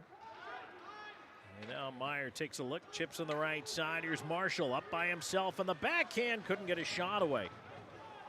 Stays on the puck. Marshall cycles down low. Looking for a little bit of help back there. Josephson in front, right through the crease, puck out the other side. And Markey did a great job to get a stick on that through the traffic and at least getting something on net. This line has been tremendous in this game, bringing a lot of energy as a puck floated in from the point wide. A wraparound attempt, and Anderson will hold at the far post. But boy, these guys, this 10, 11, 12 line, they've rolled out there. They have played physical. They brought the energy. Now, all the way back to the first period, their very first shift is the first one that really took the momentum away from the Utes, and they've kept it going all game. And I think as a team, you really look for a line that has an identity, that plays a certain style cohesively as a group of three, and that line has got some great chemistry with each other, playing hard against the boards, down low, being willing to battle out in front. All three of those guys have complemented each other really great so far this season. Again, Arizona with a draw win, starting with possession in the offensive zone, but it looks like Utah's going to be able to move it out without any harm here. Tip through center. Nice job by Jones to step up, predict the pass. Here's Lowell in on the left side, tried to center. That one poked away. Jones to the right side, looking to poke it free, and he gets it back in space. Look at Jones right now. Falls down as he tries to hook it in front. He's tied up back there, and now Jones is going to go to the box. He got that last little trip in there, and he's going to get nailed for it. 7:35 left to go in this third period, and Arizona shorthanded at a critical time. This is a big character moment for this team. Jones has been rock solid so far tonight in his return. He almost had that goal off the crossbar. He's been physical. Takes a tripping call there, puts his team shorthanded, but they're going to look to a guy like Selman back out again, Jesse Lowell, Shively. These guys are Fisher. Actually, that's Fisher out there. They're going to need to come up with a big kill here. 12:25 time number for the penalty. 17, Ben Jones, 2 minutes for tripping. Time of that penalty, 12 minutes, 25 seconds in the third period. And so now the second power play of the game for the Utes. A long shot in, and the puck is in. That one made it over the line. It trickled through Churro. And yes, indeed, we can see it from up here. It barely crossed, but it did. Power play goal for Utah. And the game is tied at 1. And this is going to be the next 7 minutes, 20. The Cats have driven, that goal goes against the flow of play a little bit. The Cats have really been the dominant team here for most of this game. But that first, it's that second power play opportunity for the Utes. Get a shot from the point, trickles through Churro. That's a tough one to give up. Oh, that hurts. I don't know if it hit anybody in front or if Churro was just screened on it. The shot came in from Ethan Light. We'll see if he gets credit for the goal or not. But that is a big goal for Utah. Let's see what they do now in their response. They scored so quickly on the power play. They can keep that top line out there. Here's Light on the left side. Try to work his way in. And he is tied up in the corner. And for the Utes, this is huge. I mean, you've been losing 50 minutes of this game, and you come in here and make it a 7-minute game. And it's anyone's chance now. There's a chance at the front of the net. Marshall couldn't bat the puck out of the air. Comes around the glass, out of play. Let's see, deflected off a Utes player, and now they're going to call the referee over to the scorer's table here. That may be why the delay on announcing the goal. Again, the shot that came in from the point, Ethan Light took it, but there were bodies in front of Churro, but I don't know if it hit anybody and kind of skipped through him that way or what what the end result will be here. Yeah, there was a Wildcat defenseman tied up with a forward from the Utes in the front, and when that puck trickled through, it looked like Churro kind of got shoved out of there a tiny bit, but tough break for the Cats, but it's all about how you respond. This team knows that you can't win every game with a shutout. You got to respond here and get a goal. So right now the Wildcats win the draw. There's a shot off the shoulder of Anderson out of play. Cusinelli letting it go. And again, the faceoff will stay in the Utes' end of things. Scored by number 23, McKay Pond. Give the assist to number 4, Cole Music, and number 13, Wyatt Light. That's Pond from Music and Light. Time of the Utes power play goal, 12 minutes, 39 seconds in the third period. So it was Pond who was in front of the net and did get a piece of it. So it was a tip there in front of Anthony Churro. And he came off celebrating without his stick in his hands, too. So I think it might have gone the body off of him and through Churro. Arizona has its work cut out for it. 6.5 minutes left to go here in this third period, and this game is tied up at 1. This is a test that the Cats need. Their season hasn't got off to the exact start they've hoped for, but being able to recover from giving up that lead and bounce back here would be huge for them going forward into tomorrow's game. There's a cross ice feed. That one is knocked away right across the crease. Dangerous chance there, but Arizona able to move it ahead. Here's Lowell up on the right side, waiting for some help. Left wing pass looking for Lusby. And as the line's a little mismatched right now. Lowell, Lusby into the corner, left side, into the slot. Here's a chance for Fanos. It's blocked. Rebound sitting there, still not out. Wildcats able to hold it in. A little bit of traffic, and now it's kicked out of the zone. Arizona will try to push back in quickly. Timor leading it, leaving it right side. Lusby into the slot, but he fed it behind everybody. That gives Utah a break the other way, 3-on-2. Here they come up the left wing side. Ethan Light, wrist shot. What a save by Churro. I'd say that. Another shot, and he's going to hold on to that one, but Sebastian, go ahead there. I'd say that's got to be the save of the game right there for Churro. You're tied 1-1 with 5.5 left, and that was a bullet of a wrist shot. He gets that blocker out there, pushes it off into a spot where he can't give up an easy rebound. Very good job by Churro there, staying composed, even though I'm sure he's not happy with the one he gave up.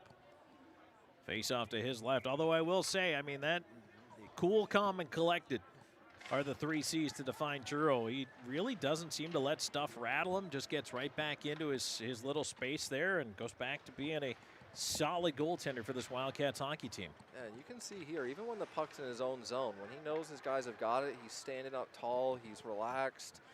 You want to see that after, if he gives up that goal, you see him tense up, that's not a good sign, but he's staying relaxed. Utah is really running that top line out there as much as they can right now. The Wildcats looking to move it in here. They'll swing it around. Anderson cannot catch up with it. The puck ends up all the way around on the near point. Kept in, though. Left side, here's Litwin on a rolling puck. Try to work it free over there. Orfanos thumps into the corner, but puck turned right in front of the net. Dangerous play, but Utah got away with it. Now the stick swinging also picking up a little bit here, guys. Taking a whacks at the puck as we're down to 4.5 to go in the third period. Game tied at 1. Wildcats up on the right side. Litwin driving in the backhand. He's forced wide. Puck behind the net. He'll feed to the left side, and unable to move it in front was Meyer. On the right wing, swinging it through here and maintaining possession. Johansson all the way into the corner. Looking for a little help from Litwin. Johansson looking to kick it in front as he's tied up, and Meyer couldn't get to it. Cleared to center. He had a lot of space. It was just that arm was just caught up there in the defenseman. He couldn't get his stick to it. But boy, it's I don't want to say it's getting helter-skelter, but it is certainly, the pace is getting a little bit more frantic out there. I think both of these teams feel like they have a real chance to win this here in the next 3.5 minutes or so. yeah, and you've seen the physical plays calm down a tiny bit. I think, as I say that, it's going to be a hard hit for Marshall there into the boards, but both of these teams playing with a definite sense of urgency. On the left side, here's Marshall turning it in behind the net. Meyer trying to get over on it. Rolling puck up to the right point. That one is held in there by Shively. Utah able to dig it out, trying to move it out. Marshall put the body in front of it. Looking for a little help over there on the wall from Josephson, but it's cleared out. No icing here. 3:08 to go in the third. Game tied at 1. Arizona and Utah, same two teams back at it again tomorrow at another 1 p.m. local time start. And Wildcat students, if you didn't know, you get free tickets to all the Wildcats hockey games. Come on down and join us. Cheer for your Arizona Wildcats team. Puck in the slot, a shot. That one is fed just wide of the net. May have been tipped on the way through there as Cusinelli almost found a way to get it on goal. Shively back again, 2:39. He'll reverse. Fisher looking up the right side. Pass ahead, moved up. Marquis, Josephson left side, or pardon me, that's Lusby over there. His shot is held by Anderson. And again, Anderson, anything kind of into the body, we have not seen a rebound come off of him. No, he has absolutely gobbled up every single one of those. The only ones he's coughed up a tiny bit were off the pads or off the stick when they go 5-hole, but aside from that, nothing's fallen off the chest right down in front of him. Let's see what Coach Berman is going to do here. He's going to put Cusinelli back out there, reuniting the line from earlier with Lowell and Malafronte. Big face-off here for Lowell. And one of the rare wins for the Utes in their own zone, and a big draw forces Arizona back to center. The pass, Timor can't catch up with it. Now the Utes push in. There's a wrist shot, and again a blocker save. And the rebound cleared around to the right point. Still not out of the zone. Rolling puck. And it is kept into the right wing side. There's a chance Langenbrunner to try to move it in front. And again, Churro, solid. Holds on to that shot. No rebound there. But boy, what a difference. Utah wins that draw, and all of a sudden they're in the offensive zone and generating a couple chances. And they've been a different team since scoring that goal. They've been a lot more motivated, a lot more disciplined to cycle in the zone and generate something significant. And this top line for the Utes is going to be back out here again against the top line for the Cats. Face off to the left of Churro. 2:05 and counting to go in the third. We're tied up at 1. Off the skate of Lowell, he can't catch up with the pass. Utah turning it right back. They have to tag up to get onside. They do. Wyatt Light will push the play out up the left side. Arizona on the rush. Here comes Malafronte. Malafronte in. Wanted to go back door there, and that one missed. Around to the right point, but Hole arrives, keeps it in. Malafronte chasing the roller behind the net. Tying it up. Lusby coming over for it. Minute and a half to go in the third. Tied at 1. Hole down from the right point. He's had a very active game out there.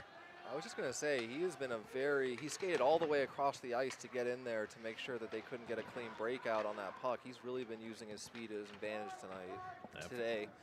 Forces Utah to dump it out. It happens to the best of us. Still adjusting to this afternoon. That's so. all right. They'll have to do it all over again tomorrow. Exactly. So Selman getting in there again. 1 minute left in the third period. Here the call over the PA. Final 60 seconds here of the third. Will we see extra time in this one? Utah trying to push in on the rush. Nice back check there by Orfanos. He'll move it up the left wing side. And now a chip ahead. Orfanos trying to disrupt at the line, but it's kept in by Utah. On the right wing side, Moeller, a shot, save, made, rebound. Is sitting there, side of the net. No one found it. U of A able to fire it out. And will they say icing here? Yes. So we get the whistle with 30.6 seconds left to go in the third. And you've talked about how good the Wildcats have been in the dot, in the face-off so far. And whoever takes in to take this face-off for the Wildcats knows you got 30 seconds left. You do not want to give this team a chance to set up. Even just a quick shot from the point could change your entire afternoon. So Selman here being trusted to win this. And it's won back by Utah. Quick shot, and that is blocked out of play. I think I'm going to stop giving predictions because every time I seem to do so, it goes against the Wildcats. So we'll just see what happens here. Face-off's not always on the center. And, you know, sometimes you need the help of your wingers there, but that was such a quick, clean win by Langenbrunner. And this time, Arizona is able to push the puck back. They cleared around the wall, and out it goes. And now perhaps a chance here up the right side. Litwin after it into the right wing corner. 18 seconds to go. On the left side, Johansson cannot keep it in. Langenbrunner up the other way. He tries to cut in. His leave was high. That's turned away. Back to center. Wildcats have to hurry. They've got a chance. Litwin skating into the backhand to the forehand. Backhand. Oh, he tucked it off the side of the net. He'll play it back up top. Will they get one more shot through here? No, the horn sounds. And we end regulation time tied at 1. Oh, my. Litwin Great move. Backhand, forehand, backhand, but just tucked it off the outside of the cage. I mean, that's a lot of confidence right there. In that situation, to go for that move, I mean, he was about as close as you could come to burying that one. You really like to see that type of confidence from a forward. So now we're going into the OT here. And for the Wildcats, I know it's disappointing that you do give up that power play goal. Game tied up here, but now, boy, going into this overtime, you did have that chance there at the very end, and I know it opened up a little bit, and it was probably a little wider open than you would have liked. But I still feel like the Wildcats have to have that confidence. You know, they played a pretty good game this afternoon. Well, remember, coming into this, they were outscored 8-3 in their first meeting against this team. They've made improvements. They're playing better hockey than those first two games, and that's why we're 1-1 here headed into overtime. It does secure you a point, I believe, you know, against the team that you're really looking for points in this, you know, in this early part of the season. But they've improved their game since the Utes last saw them. And aside from that power play goal, Churro has been rock solid. They haven't given up a lot of dangerous chances. But it's just that trickle-in shot from the point with bodies in front. And the U of A's goal wasn't the prettiest thing in the world either. And this is looking like tomorrow afternoon is going to be a grinding game of hockey again. But it's been an entertaining one, as the teams will switch ends here in the overtime. So a long change for the 5-minute OT. And let's see what U of A is going to go with here. Looks like Lowell, Selman, and Hull. And boy, we really like the game Selman's played today. Yeah, he just continues to impress every game I watch him. He's such a prominent player. Well, let's play some more hockey. 3-on-3 here in the overtime. And Arizona will indeed start with possession of the puck. Here they come up the right wing side, trying to drive in. Lowell ran into the linesman. Selman picks it up, walks in front. His shot, save Anderson. Oh, the linesman is slow to get up. Looks like he's okay. He's going to continue. Right back come the Utes. Up on the left wing side, here's Light carrying it wide. And now Cusinelli run into by Ethan Light. Puck at the point. There's still a pile in front. The shot in on goal is tipped wide off a body. Yeah, I'm not quite sure what the refs are doing there. Is the Utes player is literally laying on top of Churro, who does not have his stick right now. Oh, he's trying to get to his stick. He's going to flop out and cover that puck just so we can get a little bit of a reset button pushed here. Oh, my. Dangerous chance in front. And a dangerous chance generated from something. Looking at the replay here, we're going to try to figure out just exactly how that Utes player, he's streaking in there. Well, he just lost an edge. Ethan Light just lost an edge and wiped out Churro. But it's good to see Churro still feeling. I mean, when you see a player crash into a goalie like that, you always worry about the worst. But it's looking good, staying in there. Face off to the right of the Arizona net is rolled out of the zone. Wildcats will take the break there. King trying to push right back in, but now Orfanos up with it. He'll move to the right side. Now 2-on-1 if they hurry. Wildcats in. Wrist shot off the crossbar. Oh, are you kidding me? Malafronte off the crossbar. The second one today. Now breakaway the other way. Wyatt Light moving in. Shot. Churro the save, and he hangs on. The Utes' best friend have been their post tonight, and the Wildcats' best friend has been Churro. That is two right off the corner for the Cats tonight. But what a big stop from Churro. That is something.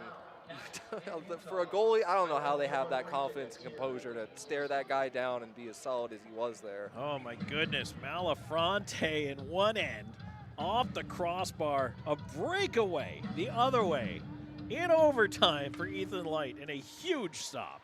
Huge. Anthony Churro still tied at 1. We have 3:45 left in the overtime if we get all the way to the end of it. But right back in come the Utes. There's a shot that missed the net. A backhand chance off the outside of the mesh, and now here's Lusby with a rolling puck, trying to stretch to Cusinelli. He's up 1-on-1. Cusinelli has Lusby backdoor, looking for him, put it in on goal off the arm of Anderson and wide.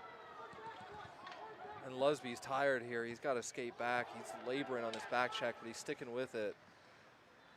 Utah will try to set it up. Langenbrunner on the right side, wanted to walk it in front, swept away, and back down through center. Well, no, it didn't make it. Again, a linesman in the way. Now 2-on-1. Here's Lusby. Moving in on the left side. Lusby in wrist shot. Anderson stick save. Tried to use Fisher as the decoy there. Boy, Lusby, I don't think he has anything left in the tank. Finally gets off the ice. Langenbrunner will flip it to an open wing, and right now Utah has to be careful while they're changing with a tired unit. They'll just back it up and hang on for a moment. The linesmen have been involved in the play a good bit here tonight. Not always the best of ways for them, taking pucks and players off them, but I don't know if they're wearing stripes or a bullseye. They've been hit more than a few times. And believe me, they're not padded. Those do not tickle. Ethan Light will drive in on the left side. Nice job by Hull to ride him off into the corner. He'll move it on to that left wing. Moeller fell, pops back up. He's guarded over there. Once again, Selman, what a job. And now 2-on-1, away come the Wildcats. Here they are up on the left wing side. Lowell in, shot, and he ripped it wide, stick side. Selman holding it in at the right point. He'll swing it around. Anderson out to cut it off. And now Wildcats electing to put some fresh legs out there. and this overtime has been full of 2-on-1s and breakaways going back and forth. Well, that's the design of the 3-on-3. A lot more open ice, a lot more chances. Now the Wildcats the other way. A tired line change here for the Utes. Moving it up to the left side, Timor at the line, leaving it off into space, looking for a little help. Fed back over to the right side, Timor checked. And King, oh boy, they had Wyatt Light just goal hanging behind the play. He would have been gone if they got him the puck. Instead, Orfanos, a shot that leaks through but wide. Went off the blocker of Anderson, but not in. And Orfanos didn't even see the puck in his skates. Back the other way, here's King. King in, fanned on a rolling puck. And now turned right back by the Wildcats. Passing the left side of the lead. Selman moving in, he's got Lowell going to the net. Selman in, backdoor feed, and it did not connect. I think Lowell thought it did connect there. He almost seemed to put his hands up to celebrate for a second before he realized it wouldn't go in. He'll get it back across to the right side. Here's Selman in the far dot. They'll cycle it around. Now up top, Fisher overskated for a moment, in a little trouble, gives it back to Selman. Selman driving in the left wing, 42 seconds left in overtime. Wraparound attempt, Anderson knocked that away. I don't know if either team has any fresh guys left on the bench.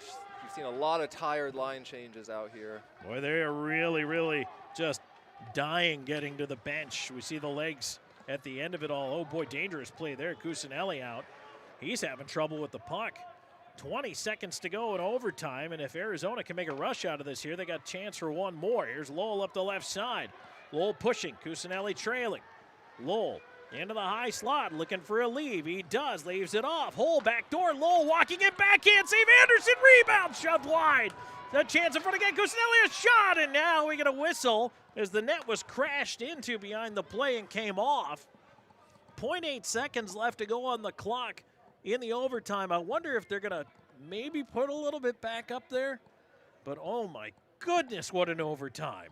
I mean, I know if I check my Apple Watch right now, that heart rate is up there. 'Cause there have been some chances in this overtime where just golden opportunities for the Cats. And Anderson, the combination of Anderson being as solid as he has been, along with the Cats just not finding that bit of puck luck. We're going to drop the puck here with 0.8 seconds left. As a Bruins fan, I remember that this can turn into a goal. Tyler Toffoli, LA Kings. They tried the shot off the whistle. It does not work for Lowell. They even tried to put the extra man out there, but, well, at this point, you got to tip your cap to both of these teams, I think. I mean, wow, what an effort here this afternoon. And I think they may do the shootout now, which doesn't count for the ACHA standings, but kind of gives them, I guess, closure, if you will. But holy cow, what an overtime we just saw, Sebastian. Both teams had just Class A chances. And we're going to see the two guys who kept both their teams in it, the goalies, go to right to work here again. Battle of the tenders between Churro and Anderson.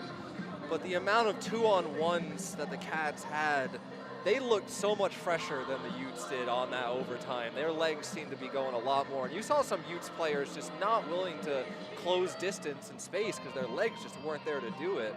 And it led to some great chances for the Cats. But you got to think percentages, the amount of ones that haven't gone in today, you look to tomorrow to do the exact same thing, and those shooting percentages at some point are going to equate out. Well, those couple of posts loom big.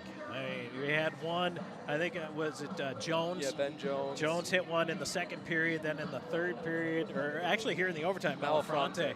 Oh, those are just huge moments in this game. They might need to go have a discussion and help each other work through those moments after that, because it's a brutal feeling. Because they might need to talk to the posts, maybe try to get them to let one in. But yeah, maybe switch the goals out in the next game. But so I mean, the Cats have played a complete game here tonight. They have not given up much offensively.